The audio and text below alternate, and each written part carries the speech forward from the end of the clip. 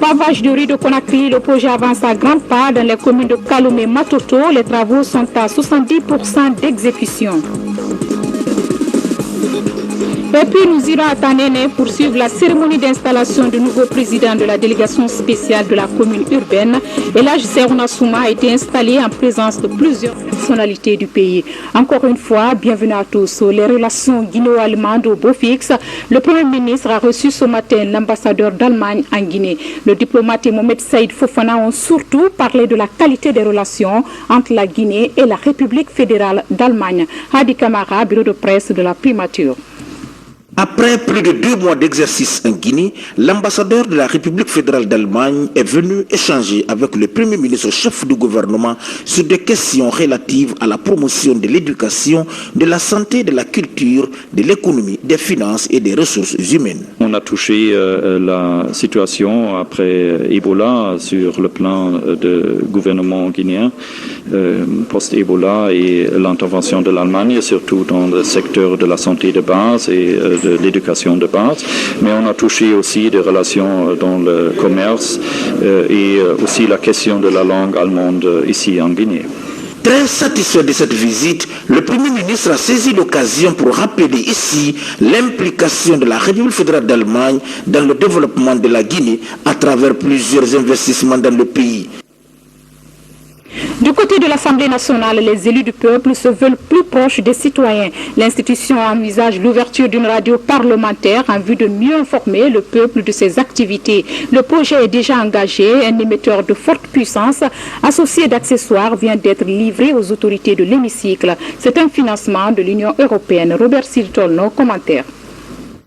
Parmi les équipements qui devraient permettre la mise en marche de la radio parlementaire était attendu l'émetteur. Il est enfin arrivé au siège de l'Assemblée nationale et remis aux autorités parlementaires ce jeudi.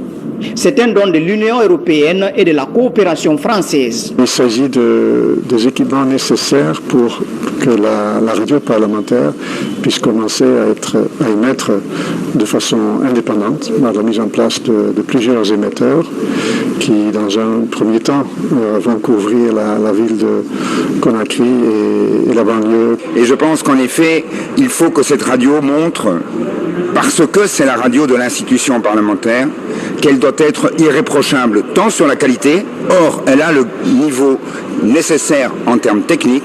La question est maintenant d'avoir les hommes et les femmes derrière qui vont animer, qui vont construire, qui vont faire vivre cette radio. La future radio parlementaire sera alimentée par un émetteur de près de 2500 watts pour un coût global de 380 millions de francs guinéens. Il vient réaliser ce rêve de l'institution parlementaire, celui du renforcement de la culture démocratique en Guinée. L'Assemblée était une assemblée muette, mais aujourd'hui, avec l'existence de la radio, tenez-vous bien, nous serons non seulement écoutés, mais peut-être mieux compris par la population.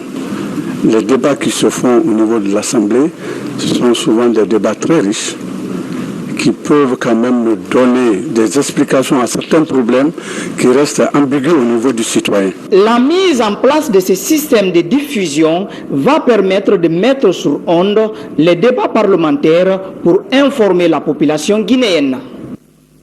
On en vient maintenant à la validation du plan d'accélération de l'élimination de la transmission mère-enfant du VIH-Sida pour la période 2015-2017. Adopté et validé, ce plan prévoit la réduction du taux de mortalité maternelle et infantile d'ici fin 2017 et intègre également plusieurs stratégies de lutte contre le VIH-Sida. Rose Pocho, explication. En Guinée, si les statistiques dans le cadre de la lutte contre le VIH sont stables, l'objectif zéro VIH-Sida reste encore loin d'être atteint. Les données du Spectrum de 2014 révèlent un taux de transmission mère-enfant autour de 22,3%, avec un taux de mortalité de 46% chez les mères. Pour faire face à ce défi, le ministère de la Santé s'est doté depuis 2003 d'une politique nationale de santé qui intègre la lutte contre le sida comme une vraie priorité. Cette rencontre de validation et d'adoption du plan national d'élimination de la transmission mère-enfant à l'horizon 2015-2017 s'inscrit dans cette dynamique. La vision de l'UNICEF pour lutter contre le VIH s'inscrit dans l'objectif général de la survie et du développement de l'enfant. Dans cette logique, garder les mères en vie pendant qu'elles donnent naissance constitue l'un des facteurs essentiels pour une bonne survie de l'enfant et un des fondements pour l'élimination de l'infection à VIH pédiatrique. Cette particularité de ce plan, c'est que cette fois-ci, nous allons travailler avec les services de maternité, maternelle et infantile. Parce qu'en réalité, c'est un domaine dans lequel nous avions fait peut-être une obstruction dans l'ancien plan, mais pour ce nouveau plan, ce volet sera pris en compte. La santé maternelle et infantile, et de l'autre volet, nous allons incorporer aussi la prise en charge pédiatrique des enfants. L'objectif du plan est aussi de baisser le taux de transmission de la mère à l'enfant en réduisant d'au moins 50% les décès maternels et infantiles liés au VIH. Ce plan, comme le précédent, vise à faciliter l'intégration de l'élimination de la transmission de l'infection du VIH de la mère à son enfant en Guinée, à l'agenda national de réduction de la pauvreté, à améliorer la santé maternelle et infantile et à garantir l'alignement et l'harmonisation des différents projets futurs et en cours d'exécution au niveau du pays en la matière. Dr Rémi Lama a par ailleurs fustigé le comportement de certains responsables qui étaient en charge de la gestion du fonds alloué pour l'exécution du plan d'élimination de la transmission mère-enfant pour la période 2012-2015. Une affaire qui pourrait faire couler beaucoup d'encre. Dossier à suivre dans nos prochaines éditions d'information. Et puis le projet pavage de rue de Conakry évolue à grands pas. À ce jour, les travaux sont exécutés à plus de 70% dans les communes de Kaloum et Matoto. Ce projet vise à assainir les artères publiques afin d'offrir une belle image à la capitale. Il est financé par le budget national de développement. Abdulaziz Baldé, Abdul Karim Kamara. Le pavage de rue à Conakry est l'un des plus grands projets engagés par le ministère de la Jeunesse en 2015. Un projet qui couvre pour l'instant la commune de Kaloum pour 3 tronçons et celle de Matoto pour environ 1 km. À ce jour, les travaux sont exécutés à plus de 75%. Nous sommes maintenant à 90% d'exécution de travaux. On a pris pour les pavages. Il reste maintenant les éclairages publics à faire, parce que c'est prévu 5 panneaux pour les éclairages publics, donc c'est ce qui nous reste. Ça déjà c'est commandé bientôt, peut-être dans 1 à 2 semaines, nous serons à terme de ces travaux-là. Lancé depuis janvier 2015 par le chef de l'État, ce projet est financé entièrement par le budget national de développement à hauteur de 9 milliards de francs guinéens. Les travaux sont confiés à l'Agence générale d'exécution des travaux d'intérêt public.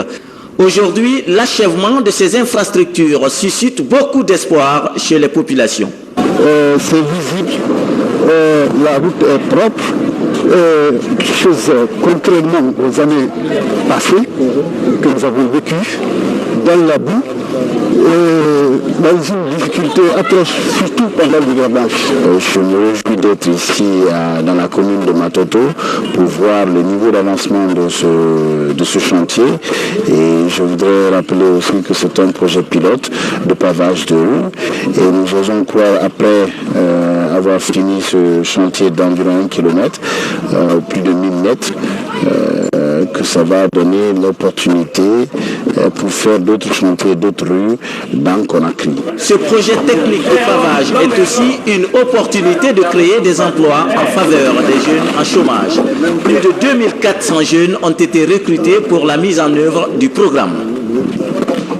Également dans l'actualité, l'atelier de restitution autour du thème prévention de la fièvre Ebola et promotion de la meilleure technique de prévention dans les foyers. Objectif, élargir l'information afin de promouvoir les acquis dans la lutte contre cette maladie. Une initiative de la jeune cellule pour le développement à travers l'Union du fleuve Manon. Abdulaziz Baldé signe ce reportage. Ebola est en passe d'être vaincu en Guinée, mais la vigilance doit être de mise. La JCD, Jeune Cellule pour le Développement, à travers la Mano River Union, organise cet atelier de restitution au niveau de commune de Conakry, avec pour thème comment prévenir l'épidémie d'Ebola et comment promouvoir la meilleure pratique et technique de prévention dans les foyers. Nous avions eu une première activité avec Manoriva Union à Zérékoré dans le cadre de la formation des acteurs sur les techniques de prévention, de protection et de lutte contre Ebola. Donc toujours dans la même logique, il était question dans les plans d'action de la Manoriva, comme je viens de le dire, de reproduire ces ateliers au niveau des différentes communes de Conakry. J'ai pu donner pour le moment, parce que c'est 2 jours, 48 heures, c'est comment éviter Ebola, comment se protéger, où se trouve le virus, et comment elle se transmet, la maladie, comment ça se propage, comment il faut limiter les dégâts, comment on fait l'enterrement digne et sécurisé. Financé par l'UNICEF, ces assises regroupent plus d'une trentaine de participants. L'initiative vise à renforcer la confiance des communautés dans la riposte à Ebola.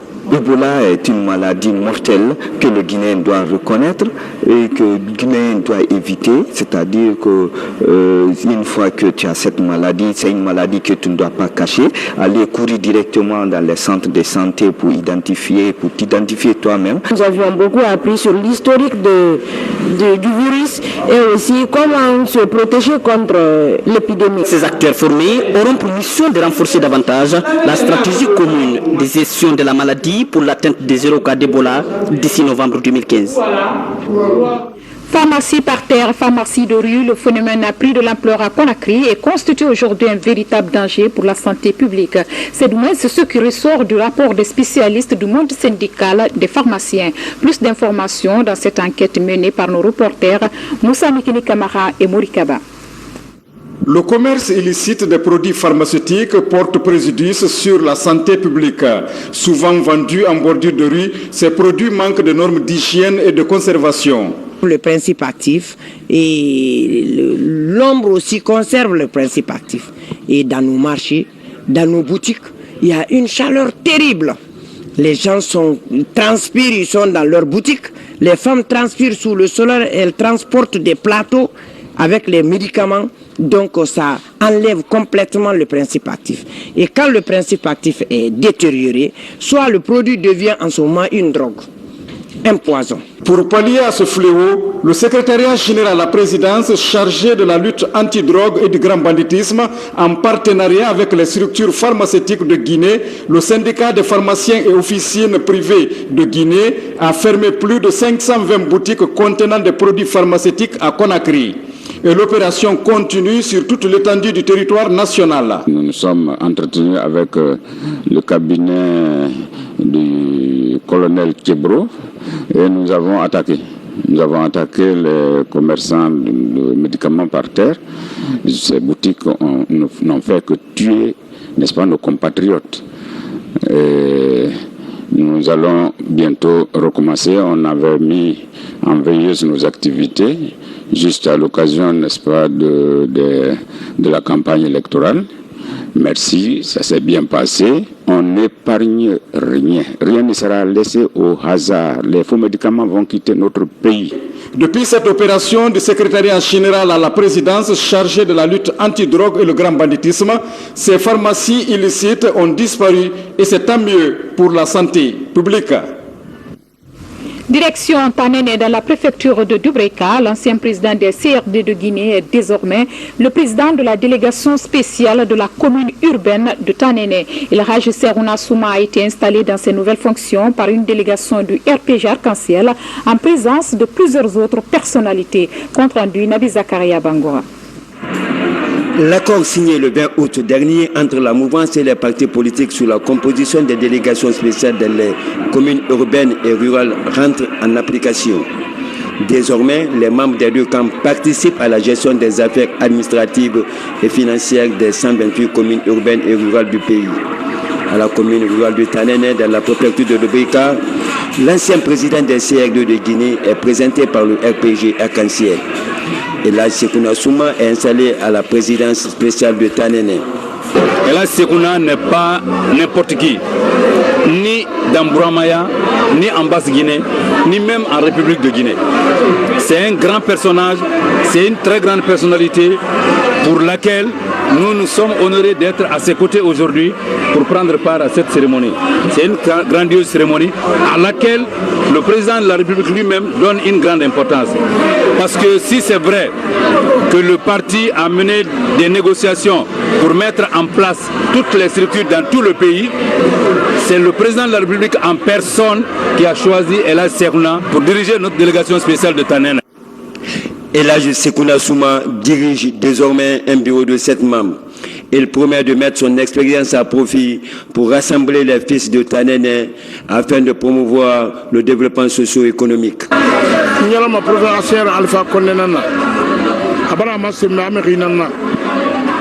J'exprime ma joie à l'endroit du chef de l'État, le professeur Alpha Condé. Il m'a prouvé que je suis homme. Je lui serai reconnaissant. Le premier travail est de sensibiliser les populations pour le développement de Tanen.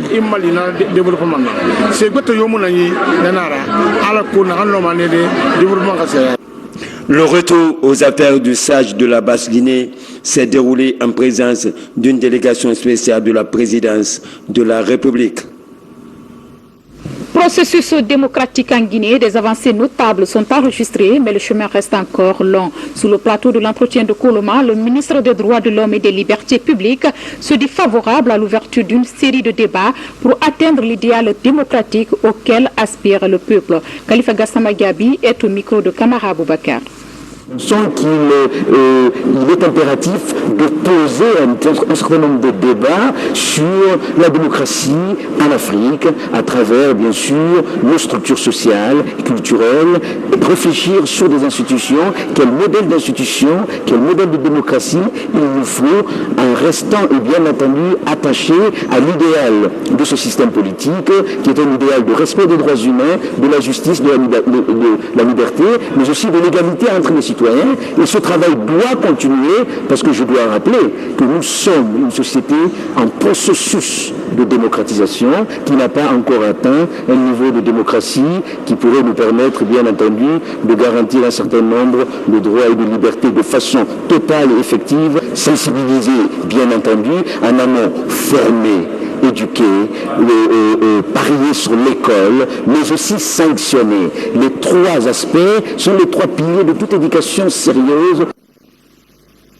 Vous aurez l'intégralité de cette intervention après le journal. En bref et en image à Paris, signature de la convention tripartite entre Jatroufa, Guy Multiservice International et la société française EVI pour la mise en œuvre du projet présidentiel Un étudiant, une tablette. C'est le PDG du groupe Guico Presse qui a présidé la cérémonie. Plus de détails dans nos prochaines éditions d'information. Par ailleurs, à New York, les dirigeants africains ont planché sur la qualification des jeunes afin qu'ils puissent jouer leur partition dans le décollage socio-économique du continent. Surtout que ces jeunes représentent 70% de la population africaine. On en sait plus avec notre correspondante à New York, Fatmata Samoura. Impliquer les jeunes dans le processus de développement de l'Afrique, c'est la principale recommandation de ce forum de haut niveau ici au Palais de Verre de Manhattan, siège des Nations Unies. La stratégie envisagée, former et faciliter l'accès des jeunes au financement. Un accent particulier devrait également être mis sur la lutte contre le chômage des jeunes et la précarité de certaines couches sociales pouvant dégénérer vers une radicalisation des positions source de crise. Nous comptons également sur la communauté internationale pour lutter contre les flux financiers illicites qui entraînent donc la corruption également, la fraude fiscale. Espace d'échange d'expériences entre décideurs, partenaires et universitaires, la discussion a permis la révision des politiques en faveur de la jeunesse africaine. Mieux, des perspectives sont définies en vue de l'émergence d'une jeunesse responsable, soucieuse de l'essor économique du continent. Le développement de l'Afrique sera conditionné par l'amélioration des conditions de vie des populations, de cette population jeune. Et cette population, aujourd'hui, représente un potentiel important pour le développement de l'Afrique. Et cette population qui avoisine autour de 200 millions et quelques, Cette population peut être une force dynamique pour impulser le développement de l'Afrique, comme elle peut être aussi une menace pour la paix et la sécurité. La population africaine est jeune. Si cette jeunesse est éduquée et dotée de moyens adéquats, le continent africain pourrait sortir de la pauvreté. Voilà, mesdames et messieurs, ainsi prend fin cette édition à tous. Merci de l'avoir suivi et à bientôt.